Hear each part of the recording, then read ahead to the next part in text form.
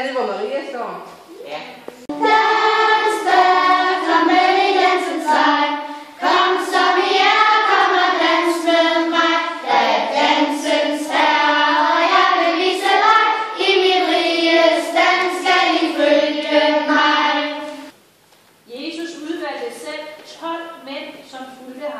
Disciplene. Sådan drog de rundt i 2, måske 3 år. En dag sagde Jesus til disciplene, at nu vil han gerne til Jerusalem for at fejre påske. Hosianna! Hosianna! Alle var glade og jublede. Høje råd, jeg ved, hvor I kan finde Jesus, så siger og slår I fat i ham. Vil I betale mig for det? Du kan få 30 sølvdaler, men du kan lige våge på at snyde os. Når Jesus er alene, vil jeg vise jer vej til ham. Judas listede tilbage til ham, men disciplene er faldet i søvn. De bliver vækket af lyden af raslende våben, og pludselig træder Judas frem og kysser Jesus. Det var det signal, han havde aftalt med rådet. De tog Jesus til fange og pinte og plagede ham, og til sidst bragte de ham til Pontius Pilatus og fortalte ham, at Jesus var en farlig oprører. Korsfæst ham!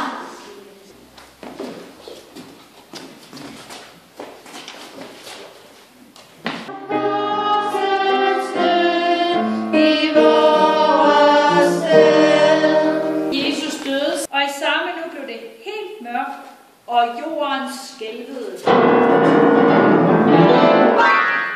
Soldaterne, der holdt vagt, blev bange. Sandelig, han er Guds søn.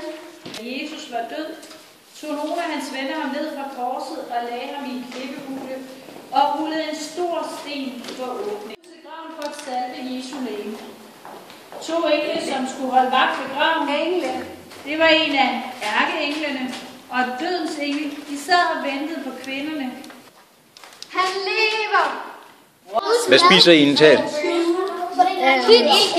Kiks. Kanelkiks og påskeæg. Filmer du mig, mens jeg spiser? Og påskeæg? Filmer du os? Nej, det gør jeg i hvert fald ikke.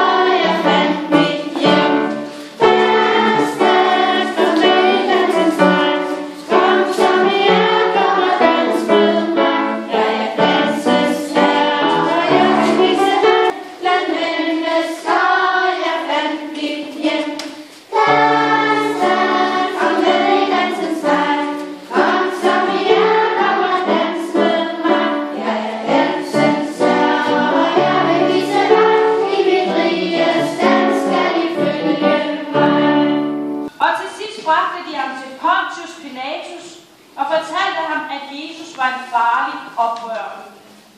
Forlangte, at han skulle henrettes, men Pilatus var ikke helt sikker, så han stillede Jesus ud på balkonen og spurgte folket, hvad han skulle gøre med denne mand. Korsfæst ham! Korsfæst ham!